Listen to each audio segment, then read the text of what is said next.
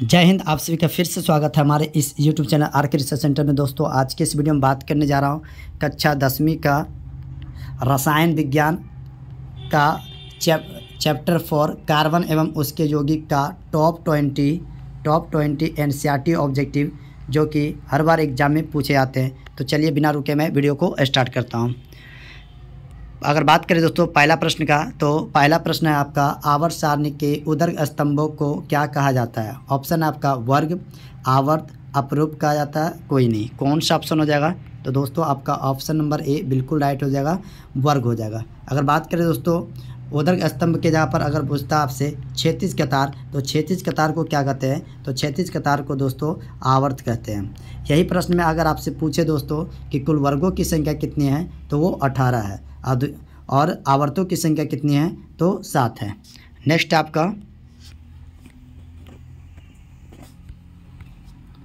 आवर्त सारणी में कितने वर्ग होते हैं? ऑप्शन आपका 8 होता है, 9 होता है, 18 होता है, 7 होता है। तो कौन सा ऑप्शन हो जाएगा? तो आपका ऑप्शन नंबर सी बिल्कुल राइट होगा, 18 वर्ग होते हैं। नेक्स्ट आपका आवर्त सारणी के प्रथम वर्ग के सदस्य हैं। तो आवर्त सारणी के प्रथम वर्ग के सदस्य कौन कैसा होता है? तो ऑप्शन आपका अम्लीय धातु होते हैं, क्षारीय धातु होते हैं, अक्रिय गैस होते हैं, मिश्र धातु होते हैं। तो कौन सा हो जाएगा? तो आपका ऑप्शन नंबर बी बिल्कुल राइट हो जाएगा, क्षारीय धातु होते हैं। अगर बात करें दोस्तों प्रथम वर्ग, तो प्रथम वर्ग में कौन कौन से तत्व आते हैं? तो आता है आपका हाइड्रोजन। अगर बात करें अगला तत्व जो है इसमें हाइड्रोजन के बाद कौन है? लिथियम है। उसके बाद कौन है? सोडियम है। उसके बाद कौन है? पोटेशियम। उसके बाद रुबिडियम है। उसके बाद सीजियम है। उसके बाद फर्मियम है। तो ये सभी जो है वर्ग 1 के तत्व हैं और ये कैसा धातु है? तो ये क्षारीय धातु है। नेक्स्ट है आपका, अगर बात करें तो दूसरा वर्ग की अगर बात करें दूसरा वर्ग का, तो दूसरा वर्ग में दोस्तों तत्व जो है आपका वो आता है आपका बेरिलियम, मैग्नीशियम, कैल्शियम, एस्केडियम, बेरियम और रेडियम आता है। ये सभी जो है आपका कैसा धातु है? तो ये क्षारीय मृदा धातु है, जो वर्ग 2 के आते हैं तत्व। नेक्स्ट प्रश्न आपका, आवर्त सारणी में कितने आवर्त हैं? ऑप्शन है आपका 8 है, 9 है, 7 है, 18 है। कौन सा ऑप्शन हो जाएगा? तो आपका ऑप्शन नंबर सी बिल्कुल राइट होगा, 7 आवर्त है। नेक्स्ट आपका मेंडलीफ आवर्त सारणी में कुल कितने वर्ग हैं? ऑप्शन आपका 8 है, 18 है, 7 है, 9 है। कौन सा ऑप्शन हो जाएगा? तो मेंडलीफ के आवर्त सारणी में जो है कुल वर्गों की संख्या जो है मेंडलीफ के आवर्त सारणी में वो 9 है। ऑप्शन नंबर आपका डी बिल्कुल राइट होगा। नेक्स्ट आपका आवर्त सारणी में शून्य समूह का तत्व है। तो शून्य समूह का तत्व कौन सा होता है? तो आवर्त सारणी में अगर बात करें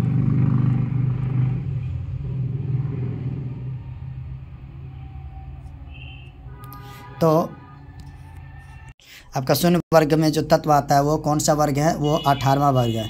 18वां वर्ग में अगर बात करें तो 18वां वर्ग में कौन कौन से तत्व आते हैं?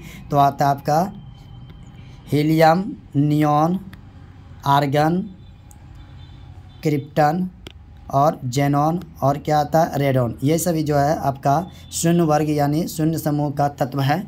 और इनमें से अगर बात करें तो कौन सा ऑप्शन आपका मिल रहा है? पहला ऑप्शन है हाइड्रोजन, दूसरा है हीलियम, तीसरा है कार्बन डाइऑक्साइड, चौथा है Cl2। कौन सा ऑप्शन हो जाएगा? तो आपका ऑप्शन नंबर जो है बी नंबर बिल्कुल राइट हो जाएगा, हीलियम जो है एक शून्य समूह का तत्व है। नेक्स्ट आपका मीथेन में कितने सहसंयोजक बंधन होते हैं? तो मीथेन में कितने सहसंयोजक बंधन होते हैं? तो सबसे पहले अगर बात करें मीथेन का सूत्र, तो मीथेन का सूत्र क्या होता है? CH4 होता है। अगर इसमें बात करें तो कितने हाइड्रोजन बंधन होते हैं जो सहसंयोजक बंधन? तो एक हाइड्रोजन इधर आएगा, एक हाइड्रोजन यहाँ और एक हाइड्रोजन यहाँ। तो कुल कितने सहसंयोजक बंधन होते हैं? तो 4 होते हैं, 1 2 3 4।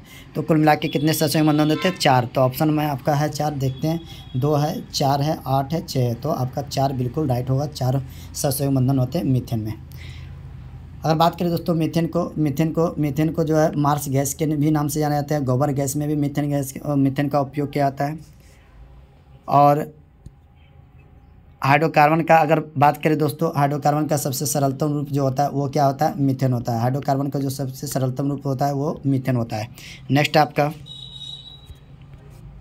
आधुनिक आवर्त सारणी में कितने वर्ग और आवर्त होते हैं? ऑप्शन आपका 18 वर्ग 7 आवर्त, 9 वर्ग 18 आवर्त, 7 वर्ग 9 आवर्त, 8 वर्ग 9 आवर्त। कौन सा ऑप्शन हो जाएगा? तो आधुनिक आवर्त सारणी में कुल वर्गों की संख्या कितनी है? 18 और आवर्तों की संख्या कितनी है? 7। तो 18 और 7, ऑप्शन नंबर आपका ए बिल्कुल राइट हो जाएगा, 18 और 7। नेक्स्ट आपका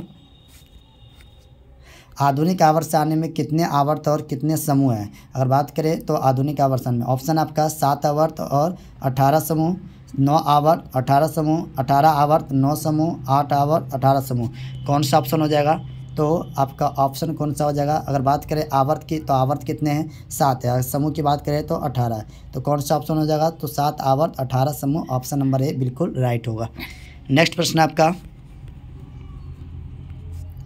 आधुनिक आवर्त सारणी में तत्वों के वर्गीकरण का आधार है। तो आधार क्या है, किस प्रकार वर्गीकरण किया गया है? ऑप्शन आपका परमाणु आयन के आधार पर, परमाणु घनत्व के आधार पर, परमाणु द्रव्यमान के आधार पर, परमाणु संख्या के आधार पर।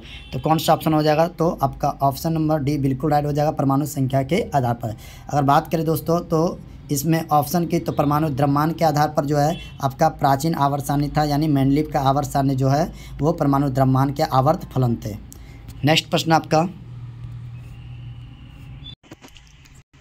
आपका प्रश्न है अमोनिया के अणु में नाइट्रोजन एवं हाइड्रोजन के परमाणुओं की संख्या का अनुपात कितना होता है? तो सबसे पहले अगर बात करें अमोनिया का, तो अमोनिया का सूत्र क्या होता है? NH3। अगर बात करें तो इसमें नाइट्रोजन कितने हैं? नाइट्रोजन के एक अणु है और आपका हाइड्रोजन के कितने अणु हैं? 3। तो इसका अनुपातिक कितना हो जाएगा? तो एक अनुपात कितना हो जाएगा? 3। आपका ऑप्शन देखते हैं, ऑप्शन आपका 2:1, 1:2, 1:3, 3:1। तो कौन सा ऑप्शन हो जाएगा? तो आपका ऑप्शन नंबर सी बिल्कुल राइट हो जाएगा, 1:3। नेक्स्ट है आपका अगर बात करें तो अमोनिया की, अगर बात करें तो अमोनिया जो बनाया जाता है किस विधि द्वारा बनाया जाता है? तो ये हेबर विधि द्वारा जो है अमोनिया को बनाया जाता है, हेबर विधि द्वारा। नेक्स्ट है आपका आधुनिक आवर्त सारणी का आधार है। तो आधुनिक आवर्त सारणी का आधार क्या है? ऑप्शन आपका परमाणु द्रव्यमान, परमाणु संख्या का, परमाणु आयतन, परमाणु भार का। कौन सा ऑप्शन हो जाएगा? तो आपका ऑप्शन नंबर जो है बी नंबर बिल्कुल राइट हो जाएगा, परमाणु संख्या के आधार पर है। आधुनिक आवर्त सारणी जो है परमाणु संख्या के आधार पर है। नेक्स्ट आपका आवर्त सारणी में क्षैतिज कतारों को क्या कहा जाता है? ऑप्शन आपका वर्ग कहा जाता है, आवर्त कहते हैं, अपरूप कहते हैं, कोई नहीं। कौन सा ऑप्शन हो जाएगा? तो आपका ऑप्शन नंबर बी बिल्कुल राइट हो जाएगा, आवर्त। क्षैतिज कतारों को आवर्त कहते हैं। नेक्स्ट प्रश्न आपका है लोहे की परमाणु संख्या। तो लोहे की परमाणु संख्या क्या होती है? तो सबसे पहले बात करें लोहा, तो लोहा का दूसरा लोहा को हम जानते हैं आयरन भी कहते हैं, फेरस भी कहते हैं। अगर बात करें लोहा, तो लोहा का संकेत क्या होता है? तो Fe होता है। और इसकी संयोजकता की बात करें तो इसका +2 होता है और क्या होता है? +3 होता है। लेकिन यहाँ पर आपको परमाणु संख्या पूछा है, तो परमाणु संख्या कौन सा हो जाएगा? आपका पहला ऑप्शन है 23, दूसरा है 26, तीसरा है 25, चौथा है 24। तो कौन सा ऑप्शन हो जाएगा? तो आपका ऑप्शन नंबर जो है बी नंबर बिल्कुल राइट हो जाएगा, लोहा का परमाणु संख्या 26 है। नेक्स्ट अगर बात करें दोस्तों तो ऑप्शन की, तो ऑप्शन 23 में अगर बात करें तो 23 वाला तत्व कौन है? वेनेडियम। 23 वाला तत्व कौन है? वेनेडियम। अगर 25 की बात करें तो 25 में कौन है? मैग्नीज। अगर मैग्नीज की बात करें तो मैग्नीज का संकेत होता है Mn। और 24 की अगर बात करें तो 24 में है आपका क्रोमियम। नेक्स्ट प्रश्न आपका आधुनिक आवर्त सारणी में वर्गों की संख्या यानी उधर स्तंभों या समूहों की संख्या होती है, कितनी होती है? तो आपका ऑप्शन नंबर ए है 9, बी है 18, सी है 11, डी है 10। कौन सा ऑप्शन हो जाएगा? तो आधुनिक आवर्त सारणी में वर्गों की संख्या कितनी है? तो वो 18 है। तो आपका ऑप्शन नंबर भी बिल्कुल राइट होगा। अगर बात करें इससे रिलेटेड प्रश्न क्या बन सकता है, तो इसमें अगर बात करें तो आधुनिक आवर्त सारणी को जो किसने बनाया था? तो वो मोसले ने बनाया। किसने बनाया? मोसले ने बनाया था आधुनिक आवर्त सारणी। और ये परमाणु संख्या के आवर्त फलन है, परमाणु संख्या के आवर्त फलन है। नेक्स्ट प्रश्न आपका है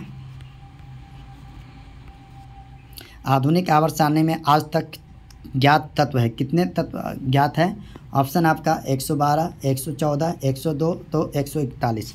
अगर बात करें दोस्तों तो इसमें आपका ऑप्शन के अकॉर्डिंग इसमें 114 होगा, लेकिन अभी तक जो है कुल मिलाकर 118 तत्वों की खोज हो चुकी है। 118 तत्वों की खोज हो चुकी है आधुनिक आवर्त सारणी। नेक्स्ट प्रश्न आपका है मेंडलीव आवर्त सारणी में तत्वों के वर्गीकरण का आधार है। तो मेंडलीव के आवर्त सारणी में तत्वों को किस प्रकार वर्गीकरण किया गया है? ऑप्शन आपका परमाणु द्रव्यमान के आधार पर, परमाणु संख्या के आधार पर, परमाणु आयतन के आधार पर, परमाणु भार के आधार पर। तो कौन सा ऑप्शन हो जाएगा? तो परमाणु द्रव्यमान संख्या के आधार पर आपका जो है मेंडलीव का आवर्त सारणी है। नेक्स्ट आपका ओजोन के एक अणु में ऑक्सीजन के परमाणुओं की संख्या होती है। तो सबसे पहले अगर बात करें तो ओजोन का सूत्र क्या होता है? तो O3। ओजोन का जो सूत्र होता है O3, यानी ऑक्सीजन के कितने अणु होते हैं? 3। आपका ऑप्शन देखते हैं। ऑप्शन नंबर ए है 1 है, बी है 2, सी है 4 और डी है 3। तो कौन सा ऑप्शन हो जाएगा? तो आपका डी नंबर बिल्कुल राइट हो जाएगा, 3 हो जाएगा। ऑक्सीजन के 3 अणु होते हैं ओजोन में। नेक्स्ट आपका आवर्त सारणी में कितने आवर्त होते हैं? अगर बात करें 36 पंक्तियाँ, 36 पंक्तियों को क्या करते हैं? आवर्त करते हैं। तो कितने आवर्त होते हैं? ऑप्शन आपका 5 होते, 6 होते, 7 होते, 4 होते। कौन सा ऑप्शन हो जाएगा?